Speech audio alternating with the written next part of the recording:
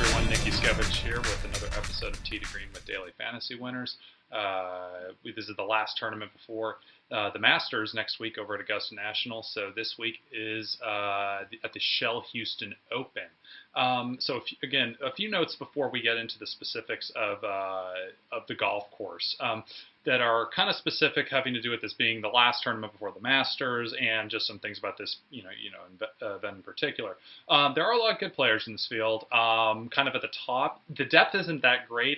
You're going to see a lot of it's kind of a weaker field in the 8,000 to 7,000 range and going all the way down to as low as 5,000.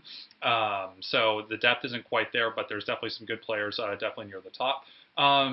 The biggest thing here about this being the tournament before the Masters is that this is the first tournament where it's also of the season where it's the first tournament before a major. And the reason why I bring that up is because you're going to see some WDs this week. This is something, if you're new to daily fantasy golf, or maybe you've actually been playing daily fantasy golf the last couple of years and you haven't picked up on it, withdrawals before a major are somewhat common.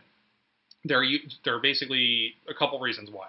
One is if a player, let's say, is kind of battling an injury, so to speak, and it's like 50-50.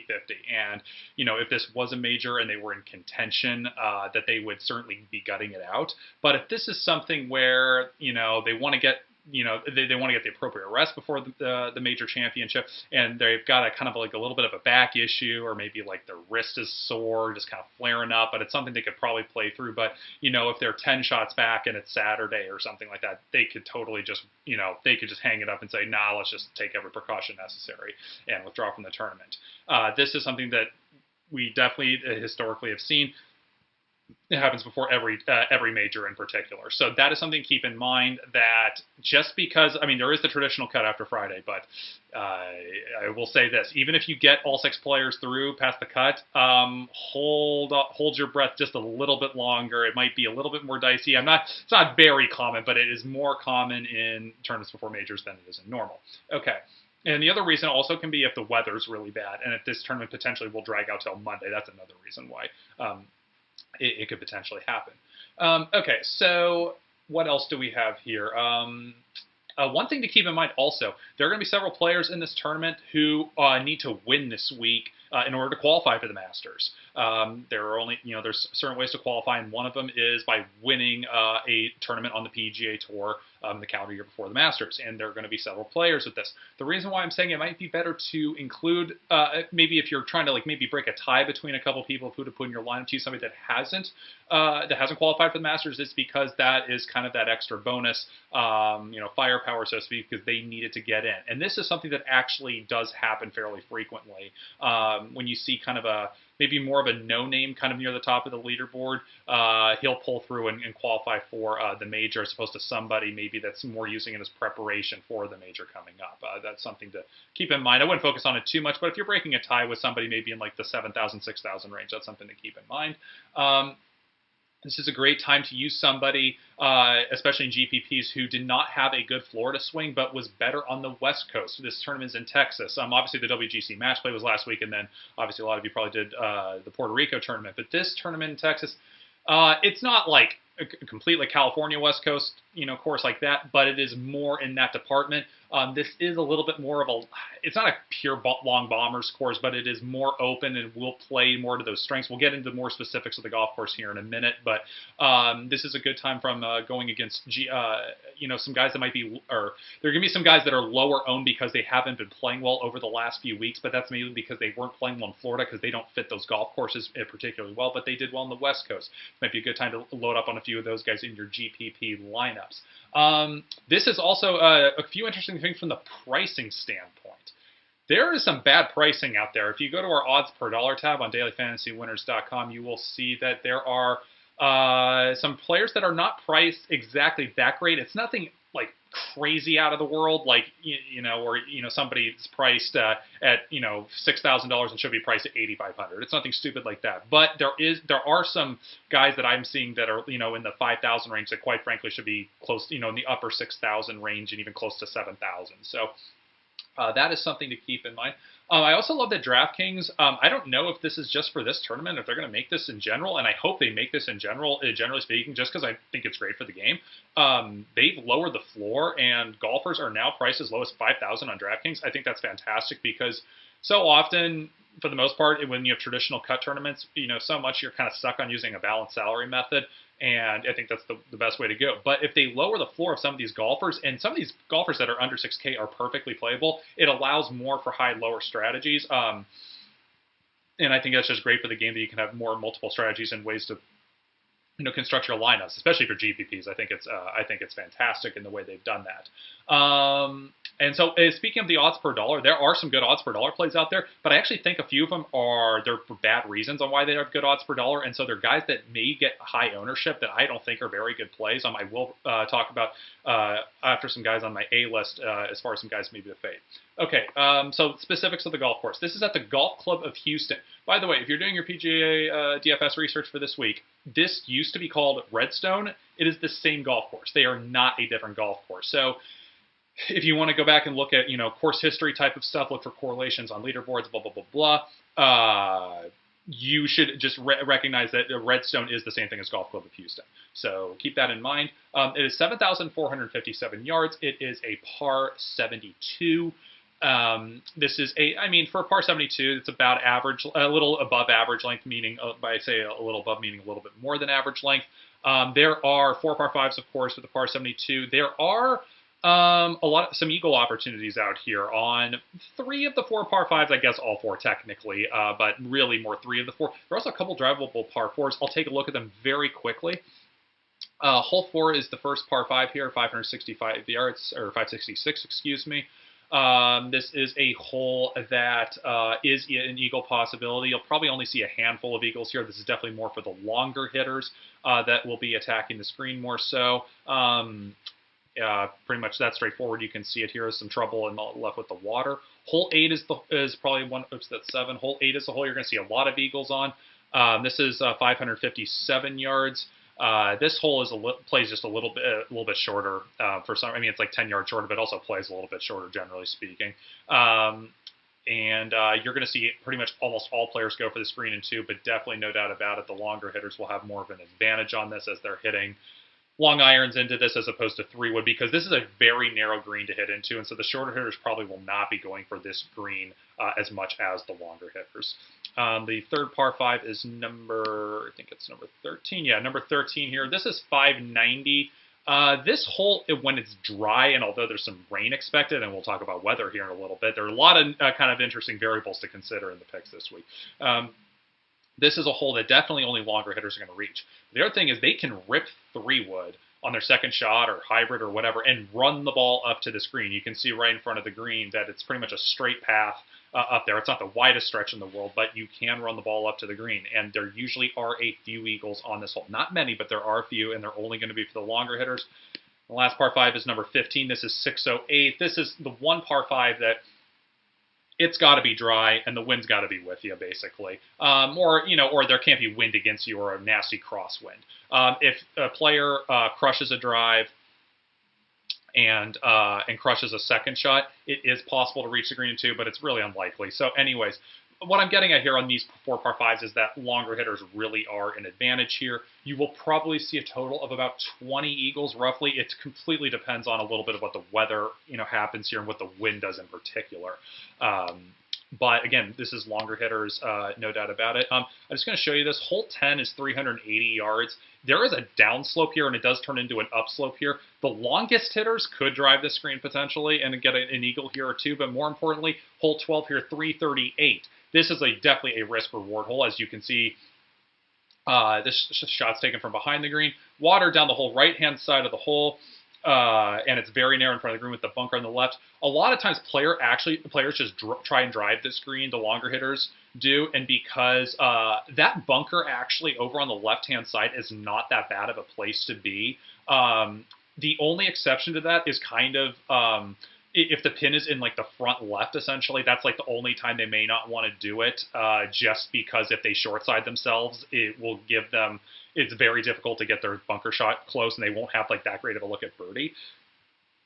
But if the pin's like pretty much anywhere else on the green that they have room to work with on the green, then it's like they pretty much look at it as like, okay, just a bunker shot, green side, as opposed to having like an 80-yard wedge shot in. Like that's, I mean, it's not that big of a deal as long as you have green to work with. So you will see a lot of longer hitters do that. So again, just confirming basically, longer hitters are generally better for the Eagles. Now, as I say all this, if you look at past leaderboards, you will see a balance generally of longer and shorter hitters. It's a good mixture. And so essentially I'm getting at is I think you should lean toward the longer hitters a little bit because we are interested in the guys that are going to be better in birdie or better scoring. We want those Eagles, but you should not limit yourself to those players. It's not like, where I was talking about whistling straights last year where you pretty much want to go all long hitters, in your GPP lineups. This you can go with a little bit more of a balance, but I would probably generally lean a little bit more toward the longer hitters, especially in GPP lineups with that. So statistics that we want for this week: the standard of strokes gained tee to green, standard of proximity to the hole, birdie or better percentage. Definitely, we're going to start using that a lot more here, pretty much going the rest of the way of the season. And then three other things, just because we're talking about par fives a lot and going for the green, we're going to look at going for the green hit percentage, and going for the green birdie or better. Going for the green birdie or better is actually one thing I didn't talk about in my last video. That is kind of a nice thing to look at. Again, it's a little bit better when later we get into the years, we have more data to look at. But going for the green birdie or better is sometimes better because a lot of times a player can go for the green on a par 5 and maybe it's kind of a tough green to hit, and there's one side's got water and the other side is just rough, or it's just like an easy bunker shot, so to speak. And maybe a player a lot of the time just misses the green where it's just short, or just in that fairway or in that green side bunker, and then get up and down a lot of the time fairly easily, and they're making birdies. Like that's a smart golfer who is aggressive, and it's like, okay, I'm going to take my line, at the right side of the green or at the right edge, and then we'll just see how it plays out. And they hit a good aggressive, I'll call it aggressively smart shot, as I would like to call it. So that's kind of a good thing to look at potentially too. Just kind of taking all the statistics as one. Let's see here. Anything else I have to say? Yeah, driving accuracy is not a big deal here. Actually, I remember this from last year. J.B. Holmes won the tournament last year. He was somebody, obviously he's a longer hitter. He was actually did not hit the fairway very often. I think he was like near the bottom in terms of driving accuracy. So driving accuracy really isn't that big of a deal, which is another reason why I say shorter hitters.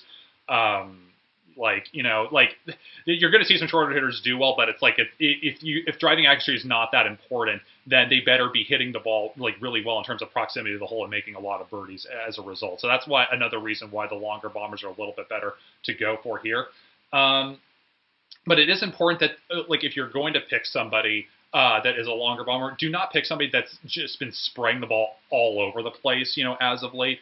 There is a fair amount of water on this course, and especially on the front nine, especially left on the front nine, a little bit more on the right on the backhand side, and then 18's on the left. But there is a fair amount of water. All I'm saying is there are usually sides of the golf holes you can miss the fairway on. As long as you're smart, that's great. But if it's somebody who's really been struggling to find the fairway and his driving accuracy is just it's like 200th or something like that, and that's well documented that he's really struggling in the golf ball, then I would be worried about it, or worried about using that player, because penalty strokes are obviously no good in any tournament.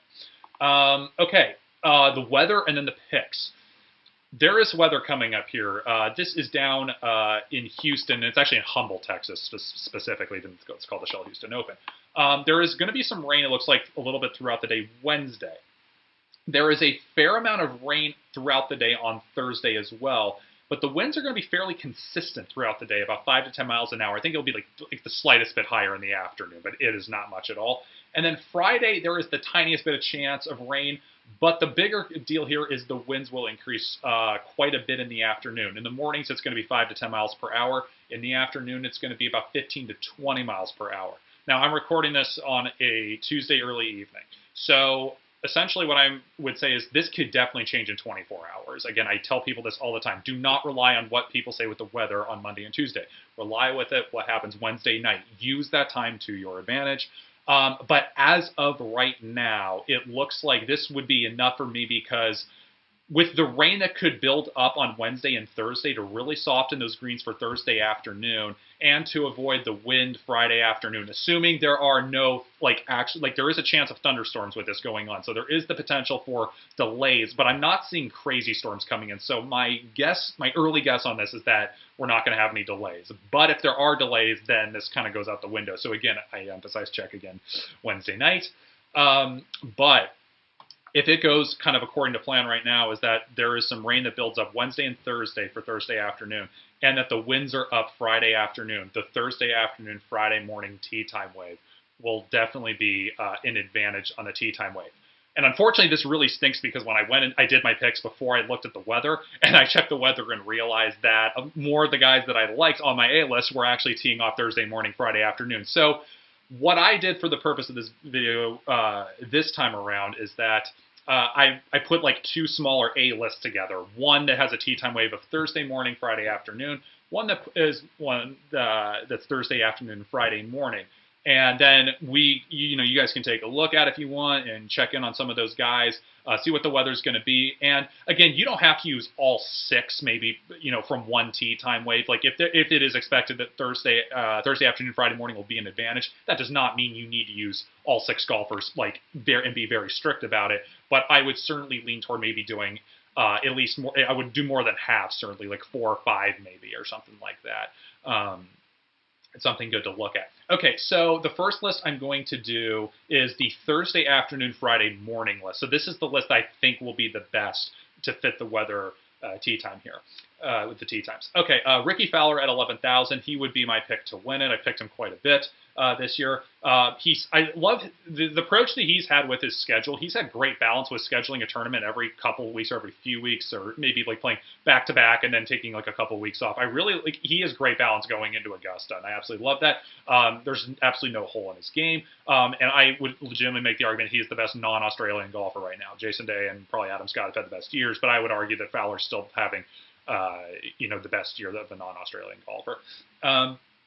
Henrik Stenson at 10,800, just great all-around player. He seems to always be undervalued from a daily fantasy perspective, and there are enough top golfers in this field. I don't think he'll be owned very much. He'll probably slide through the cracks, quite frankly, as people look to, maybe pay up for Jordan Spieth because this is a tournament in Texas, or they may want to ride the Phil Mickelson train these days, or go with Dustin Johnson's length, so to speak. Jumping down here, I really didn't want to say this person on my A list. I'm going to for cash purposes, just because I think he's the best player in this price range, or one of the best, I should say. It's J.B. Holmes at 9,700. He won last year. I don't like going with defending champions often, but his tournament history here is outstanding, and he really does fit these types of golf courses that are more open, a little bit more for longer hitters very well. He's got great form this year. And so he's going to probably have high ownership from the course history perspective, which I kind of don't like. But he really is in great form, and he does fit these kind of courses well, and the statistics match up. So I would say this. I'm a little worried about ownership, so I maybe wouldn't use him that much in GPPs. But for cash play, I think he's a great option. Moving on, Charles Howell at 8,900. Great form, typically better on the West Coast and in Texas, and some courses that are a little bit more open that don't require the driving accuracy. Shane Lowry at 7,600, great fit for this course. Gary Woodland, 7,300. I am really surprised. Woodland is a better golfer than 7,300. He hasn't done anything amazing this year, but he hasn't been that bad either. I think he's made 8 of 9 cuts, something like that, and he doesn't really have any top 10s, but it's not like he's been that bad either. This course fits Woodland a lot more than what would have happened for him on the Florida swing. He's very much under the radar, and he also has not qualified for the Masters, and I think that might be a nice little bonus for him.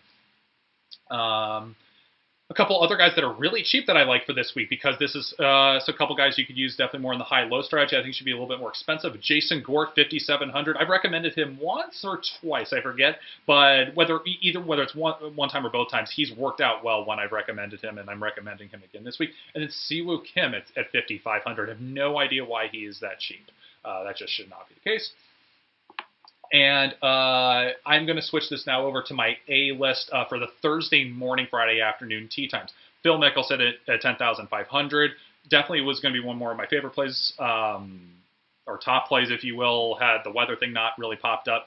But in any case, he could have some pretty decent ownership. He traditionally does well in events leading up to majors, and he, including this one in particular. And he doesn't treat this usually as just like, oh, kind of a tune-up for Augusta. Like, he's actually like fared really well here. And so great course fit, and he's obviously been hitting the ball very well as of late. If you're somebody that's like just might, for whatever reason, looked at that match he had with Patrick Reed, and you might wonder, wait, he got his butt kicked. Like, what's up with that? Well, Phil didn't necessarily have his best stuff that round. Don't get me wrong, but Patrick Reed is like the king, one of the kings of match play, and Reed had 2 eagles on the front nine, and Patrick was just playing ridiculously well in that match. So I wouldn't look too much into that if you're looking for a reason to doubt Phil. I just wouldn't for this week. Brooks Koepka, 9,300. He will probably be owned quite a bit. He's a little on the cheap end in my estimation at 9,300. Great course fit, a little bit more of a definitely one more of the longer hitters. Jimmy Walker at 9,200 has traditionally not done very well at this tournament, which is why I like him, because his ownership will not be that high. He has actually played fairly well. He's been in pretty good form this year. Not amazing form, but he's been in pretty darn good form, and usually coming off a better last month or so than he usually does. He's usually somebody that drops off completely from the West Coast swing, and then we just don't hear about him again. I don't think that's the case with Walker this time, but we've seen him be a little bit more consistent. I think he's underpriced. If you look at all the guys on DraftKings around Jimmy Walker's price, like everyone above him, it's like, yeah, I can see why he's more expensive, but everyone below Jimmy Walker, I think you'd look at and say, no, Walker's like clearly better than all these guys. So I think Walker has a fairly he's got some good value there at 9,200, and he is a Texan, by the way, if you like that factor as well. He usually kind of likes to kick in another gear for the Texas events. He did win the Valero Texas Open, I believe it was last year. I believe it was he did that, or last year, 2 years ago. I think it was last year. Anyways, Rafa Cabrera Bello. I was really annoyed that he finished third last week in the match play, because he was definitely on my radar for not only this week, but for Augusta. I'm really hoping his ownership still won't be that high because he has kicked butt on the European Tour this year, and obviously at the WGC Cadillac he played pretty well, and then he showed it by beating Rory in the consolation consolation match. They were playing for third place essentially after they lost in the semifinals of the match play. He's somebody I got my eye on for Augusta as well, and not afraid to take him there. So I don't think his ownership is going to be ridiculously high, but it will be higher than I would have liked. But I still think he's a great player for this tournament. And watch out for this guy in the future. He is definitely somebody that's got a very bright future ahead of him. And moving on down, Brandon Steele at 7,400. Great fit and underpriced. Definitely a little bit more of a longer hitter, and he's somebody that's got decent odds per dollar, but I think it's actually for good reason based on the skill of the golfer. And then a couple other cheaper guys that I think are good to have this tee time wave. Martin Laird at 6,600 and Jonathan Vegas at 5,700. A couple guys I think are particularly good in GPPs, but really could use them in both formats. Laird, you could definitely use in both formats. Okay, lastly, before we wrap up, I want to talk about a few players specifically that I have not mentioned. 2 guys that are high risk, and they're Dustin Johnson and Louis Oosthuizen. And if you've listened to me, as you guys know, I'd like to listen to some of the other podcasts out there, read some other places, and see who are the more popular picks and what people are saying, because maybe when I do my stuff, I like to kind of use that, like maybe I get a good idea of what the ownerships might be a little bit as far as what the popularity is and ways certain people view certain players. And it seems like a couple people understand the Dustin and Louis Oosthuizen thing on why they may not be good this week. And here's the thing with Dustin and Louis. For Dustin, I think he is a great fit for this week. But there's a big problem here, is that Dustin traditionally either A, mails it in before the tournament before, or even just it doesn't have to be the week before, it can just be the tournament before a major, or he withdraws, often if it's the event before a major. If you just go back and look at Dustin's history, and you will see with a handful of withdrawals, you'll see a handful of rounds where he's kind of in the tournament and then he just shoots like 75, 79. This is not anything new for Dustin. And so when you're paying that much for Dustin, you want somebody that's going to be consistently to win. So I guess here's what I'm saying is, could Dustin win this week? Absolutely. So maybe you want to play him in some GPP lineups, but understand that Dustin is a high-risk player. I absolutely would not use him in cash. There's no way I would ever use him in cash here. In GPPs, you may want to use him. I would put him on my A list if this event was not right before Augusta. So basically, I am saying he is an A player if, like I just said, if he's an A player if this isn't right before Augusta. So I don't know. I guess I call him a B player maybe in this situation just because he's more for GPPs. Take it how you want to.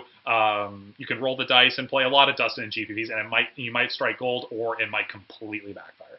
The other one is Louis Oosthuizen in 10,200. He is somebody that has battled his fair share of back issues in the past. I mean, and that is fairly true. There's kind of jokes going around about how he had, he has his own specific mattress that travels around with him, so, he doesn't get back problems. To me, let's put it this way. If he hasn't had an issue flare up in this season, I'm not that worried about it. Backs are things, obviously, that's different with every single person, and he hasn't had an issue yet this year that we know of, so I'm not so worried about that. The problem I have with Oosthuizen is that he has almost never played well in a tournament before a major. He almost never does. He uses tournaments right before a major as more preparation, so to speak, and doesn't really go through the mental grind of trying to compete and win. I'm not saying he's not trying, period, but you can just go back and look at the history of Oosthuizen. And so Oosthuizen is somebody I am almost, when it comes to my picks per se, I mean, I like Louis a lot. I think he's really undervalued and underappreciated in the golf world.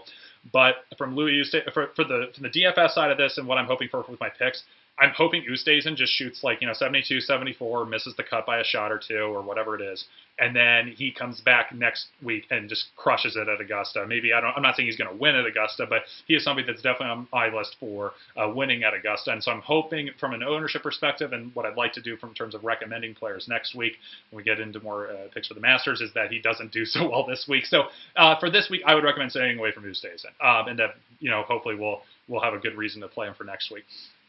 Tony Finau, I was completely ready to recommend him for this week, and he won at Puerto Rico. And now his price just launched up to 8,100, and now a fair amount of people are going to use him. That stinks. So as a result, I'm saying Tony Finau will be on my B list along with several other people that I'll post in the forum later on. But I just will not put Finau on my A list because his price definitely went up because of the win and because his ownership will be up. Two people that I would say completely fade that you might see on our odds per dollar sheet that I would not use, and the reason why I'm saying don't use them is because I think their odds per dollar is not for good reasoning. I think it's you should just avoid them because a lot of people are going to use them just because the sports books say they have the great odds and here's DraftKings prices and we should use them. There's a reason why the sports books have jacked up their prices. The first guy is Kevin Chappell at 7,800. His odds per dollar is mainly because he almost won at Bay Hill and quite frankly should have, well, I don't know if he should have won at Bay Hill, but he definitely had a shot. He was fighting for his life the last couple holes. And so usually that is not a good reason for somebody just for Vegas and the sports books to jack up the price or jack up the odds a little bit when it's just based on one recent event. The second person is Steve Marino at 6,100. His odds per dollar really is based on the two recent tournaments, which is including the Puerto Rico Open. And in case you're jumping into DFS this week and you don't know anything about the Puerto Rico Open and didn't play last week, the Puerto Rico Open basically took all the best golfers that were not involved with the WGC match play. So it essentially had nobody in the top 64 players in the world. So that's how weak the tournament was. So when you take a look at just those facts, that's pretty much why his odds are as good as they are in Vegas and why he's pretty cheap on DraftKings. And he just does not fit this course very well when it comes to statistics. And that is it for this week. So that's all. Next week is the Masters. Hopefully we're going to do a couple videos next week. I don't know the exact specifics of it. Maybe I'm going to do, it'll be something along the lines of I'm going to do a video just breaking down Augusta National specifically. We'll do a picks video, and I'm hoping maybe getting Max in here next week, and we can do an actual interaction thing. We're going back and forth and getting all of you guys involved on Twitch who are going to have questions, ideas, thoughts, comments, whatever it might be about the Masters. We got a lot of thoughts going into that. I know everybody at Daily Fantasy Winners is going to meet here this week and have a good discussion about giving you guys the best content possible, and hopefully maybe somebody that uses our stuff can win the Millionaire Maker, which would be fantastic. So in any case, we'll talk to you then. If you like this video and all the stuff that we do. Please remember to like and subscribe our YouTube and Twitch channels. And, of course, you can follow me at Nick Juskewycz and Daily Fantasy Winners at DFantasyWinners. All right, everyone. Good luck. Thanks.